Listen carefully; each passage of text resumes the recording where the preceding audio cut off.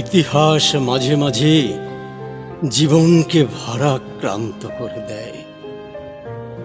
1910 সালে ওয়াশিংটনের বিশিষ্ট ভদ্রমহিলা সোনোরা স্মার্ট ডড প্রথম ভাবেন ফাদার্স ডের কথা। সে বছর 19শে জুন পালিত হয় ফাদার্স ডে। তারপর থেকে সারা পৃথিবী জুড়ে বাবাদের প্রতি সম্মান জানাতে পালিত হচ্ছে দিনটি। আজ সেই বিশেষ দিন। পৃথিবীর সব বাবারা ভাসছে খুশির জোয়ারে, খুশির জোয়ারে।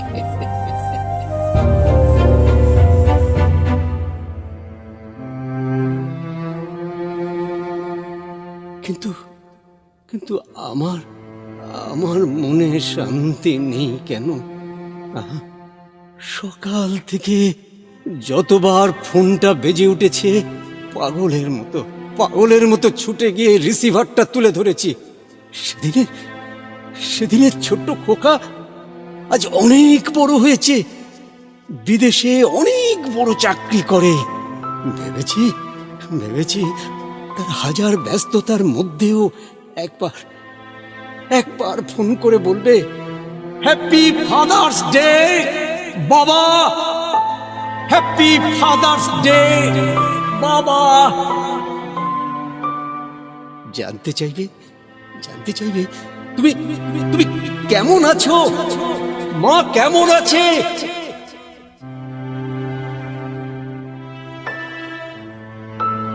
পোড়া কপাল আমাদের।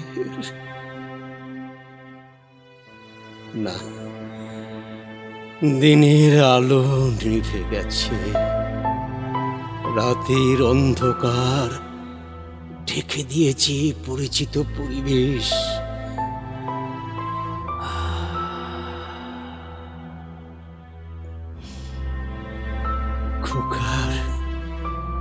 খোকার ফোন এলো না। কতদিন খোকা গলার স্বর শুনিনি।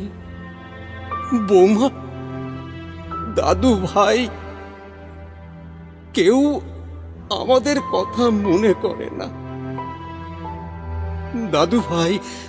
দাদু ভাই কত বড় হয়েছে। প্রতি রাতে শুতে যাবার আগে ওদের ছবি দেখে হাত বুলিয়ে আদর করি। লীনা কত কথা বলতে পারে না। লীনা পারে না কথা বলতে। বিছানায় সবের মতো পড়ে থাকে, নড়াচড়া করার ক্ষমতা নেই। আমি যখন ওদের ছবিতে আদর করি তখন লীনার চোখে দিয়ে জল গড়িয়ে পড়ে।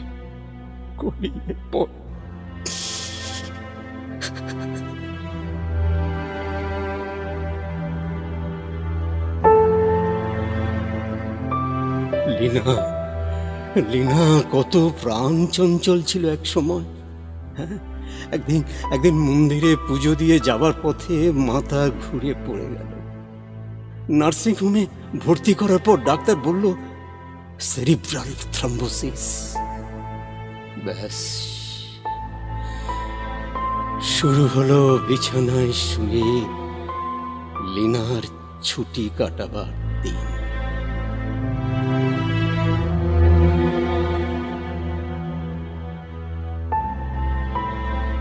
কর্মচারীর উপর ব্যবসার দায়িত্ব চাপিয়ে দিয়ে আমি ঘরে বন্দী হলাম লীনার সেবা পরিচর্যা করার জন্য। দুঃখ সাম্যকে নিয়ে। বিদেশ আর বড় চাকরি ওর সব বোধ শক্তি কেড়ে নিয়েছে। আমার কথা বাদ দিলাম, মা কঠিন রোগে ভুগছে, মায়ের খোঁজ নেবার প্রয়োজন বোধ করে না। অর্থ উপার্জন করাটা কি জীবনের মূল মন্ত্র হওয়া উচিত? স্নেহ ভালোবাসার কোনো মূল্য নেই। শম্ভু, শম্ভু, তুই কি সব ভুলে গেলি বাবা? সব ভুলে গেলি? তোর জ্বর হলে আমি আর তোর মা সারা রাত জেগে তোর মাথায় জল পট্টি দিতাম। কোনোদিন তোর কোনো ইচ্ছে অপূরণ রাখিনি। যখন যা চেয়েছিস নিজের রক্তাক্ত হয়েও সব দিয়েছি তোকে। নামে স্কুলে পড়িয়েছি তোকে, উচ্চ শিক্ষিত করেছি বুকের রক্তের বিনিময়ে।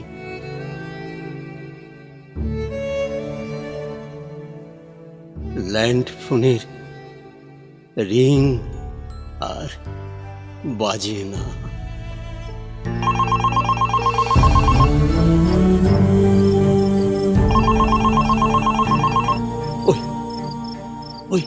ওই বাজছে, ফোন বাজছে, ফোনের রিং বাজছে। আবার ফোন এসেছে। না না না না, আর ফোন ধরবো না। খোকার ফোনের অপেক্ষায় ছিলাম সকাল থেকে। এখন গভীর রাত, এত রাতে তার ফোন নিশ্চিত নয়। না না, মায়া, ফোন বাজতে দে। না না, তুই যেন ভুল করেও ফোন ধরবি না, ধরিস না। পারলে প্রভুর ঘরে একবার উঁকি দে, দেখ তো ও ঘুমিয়ে পড়লো কিনা। আর হ্যাঁ, তুই খেয়ে ঘুমিয়ে পড়।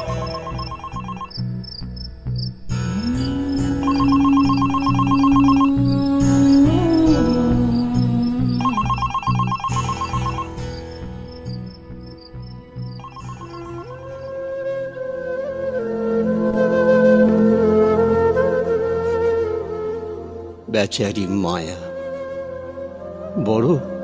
বড় মায়া ওর মনে। স্বামী মারা গেল কঠিন রোগে,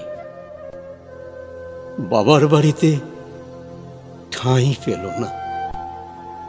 বালিগঞ্জ রেল লাইনে আত্মহত্যা করার চেষ্টা করেছিল। স্থানীয় মানুষজন ওকে বাঁচায়। আমার নজরে পড়ে যেতে ওকে নিয়ে আসে আমার সাথে। সেই থেকে আমরা পরস্পরকে আঁকড়ে বেঁচে আছি। প্রভুকেও মায়ার মতো আমাদের আপন মনে হয়। ওকে প্রকৃত সন্তান বলে মনে হয়। ওরা আমাদের ভালো মন্দের সাথে জড়িয়ে আছে। একবার লীনা বিছানায় ছটফট করছিল।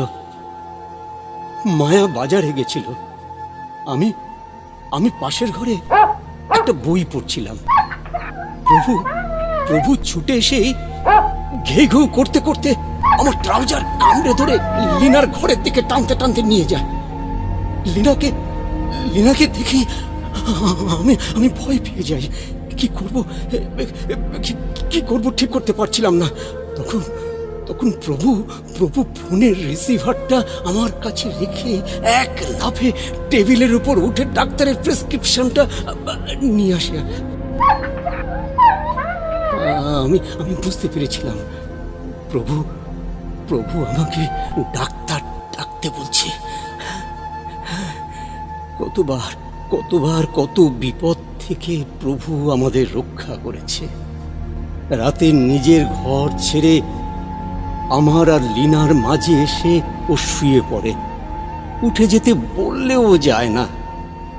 তুইও তো জানিস খোকা, প্রভু আমাদের কতটা আপন। সেদিন তোর কথায় আমি ভীষণ ভীষণ কষ্ট পেয়েছিলাম।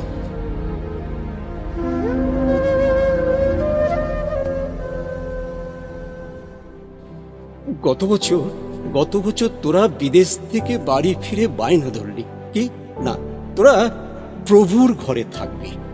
আমি বললাম, ঘরের তো অভাব নেই খোকা, হ্যাঁ, তোরা অন্য ঘরে থাক।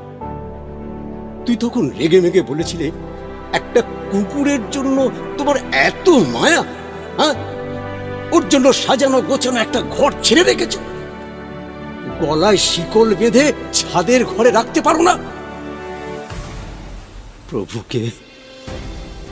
প্রভুকে নিয়ে তোর মন্তব্য আমাকে বড়ই ব্যথিত করেছিল রে খোকা। সেদিন আমি বাধ্য হয়েছিলাম তোর উপর রাখতে। এটাই ছিল তোর উপরে আমার প্রথম রাগ। আমি চিৎকার করে বলেছিলাম, খবরদার খবরদার খোকা, প্রভুর সম্পর্কে আর একটাও বাজে কথা বলবি না। প্রভু আমাদের দুই বুড়ো বুড়ির সব থেকে কাছের। ওকে আমরা সন্তান বলে মনে করি। অনেক অনেক কষ্ট করে তোকে মানুষ করেছি। ফল কি হয়েছে বলতে পারিস? ফল কি হয়েছে? ভালো চাকরি পেয়ে বউ বাচ্চা নিয়ে বিদেশে বসবাস করছিস। আমরা দুজন মানুষ শেষ বয়সে কাকে অবলম্বন করে বাঁচবো বলতে পারিস? হ্যাঁ, ওই প্রভু আমাদের অবলম্বন। অনেক অনেক বিপদ থেকে প্রভু আমাদের বাঁচিয়েছে। তাই ওর জন্য বরাদ্দ ঘরে ও থাকবে। সে ঘরে কারো অধিকার নেই।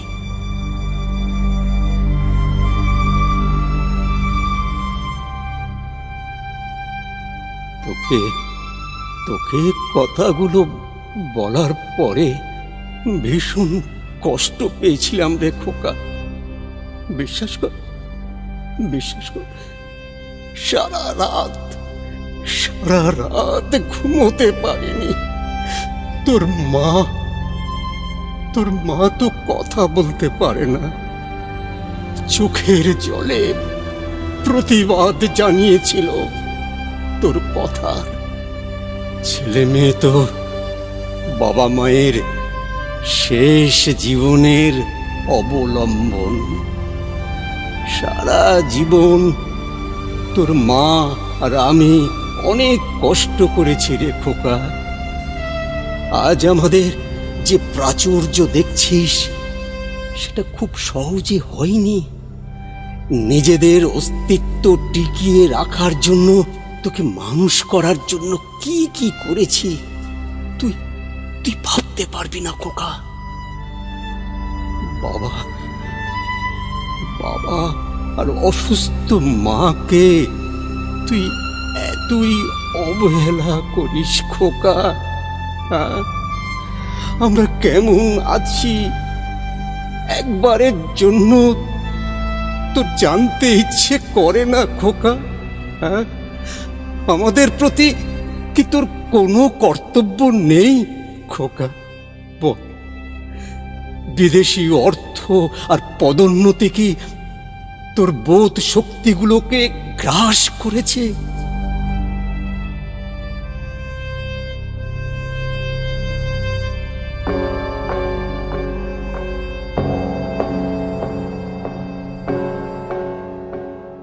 পুত্র স্নেহে অন্ধ ভারত সম্রাট শাহজাহান জীবনের অন্তিম মুহূর্তে একদিন হতাশায় আচ্ছন্ন হয়েছিলেন। পৃথিবীর সব পিতাদের উদ্দেশ্যে বলেছিলেন, পিতা সব, আর নিজে না খেয়ে পুত্রদের খাইও না। বুকের উপর রেখে ঘুম পাড়িও না। তাদের হাসিটি দেখার জন্য স্নেহের হাসিটি এসো না। তাদের আধ ফেটা খাইয়ে মানুষ করো। তাদের সকালে বিকালে জোরে কষাঘাত করো।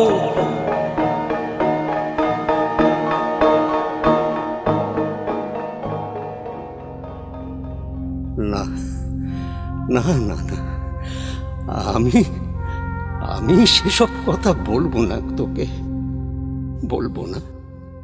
আমি আমি শুধু আমার মতো হতভাগ্য পিতাদের উদ্দেশ্যে একটা কথা বলবো।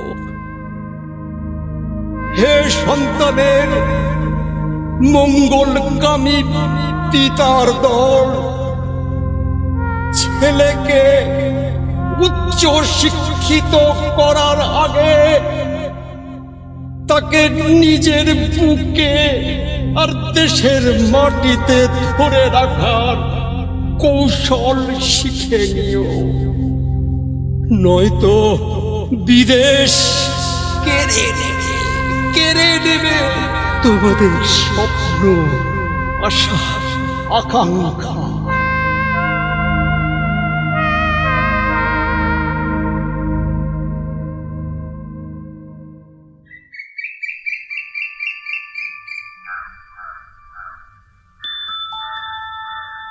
রাত রাত শেষ।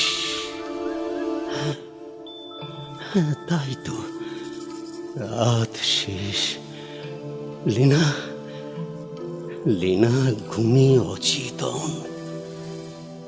শুধু শুধু আমার চোখে ঘুম নেই। সকাল ঠিক 10টায় উকিল বাবু আসবেন। আমার যেটুকু সম্পত্তি আছে তার একটা অংশ মায়াকে দিয়ে বাকি অংশ আশ্রমের নামে দানপত্র করে রাখব। আমাদের মৃত্যুর পর মায়া সম্পত্তি ভোগ করতে পারবে। আশ্রম কর্তৃপক্ষ মানুষের কল্যাণে কাজে লাগাবে আমার কষ্টে অর্জিত সম্পত্তি। শর্ত একটাই থাকবে, আমাদের মৃত্যুর পরে আশ্রম কর্তৃপক্ষ প্রভুর দায়িত্ব নেবে। প্রভুই আমাদের কাছে জাগ্রত ঈশ্বর। ঈশ্বরকে অনাথ করতে চাই না, অনাথ করতে চাই না।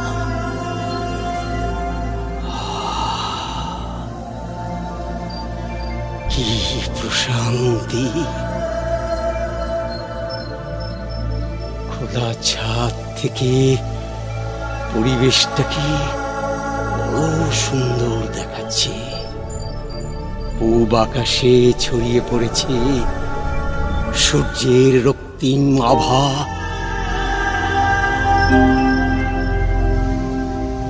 হে দিবাকর, আমার মনের সব গ্লানি দূর করে দাও, শক্তি দাও, শক্তি দাও।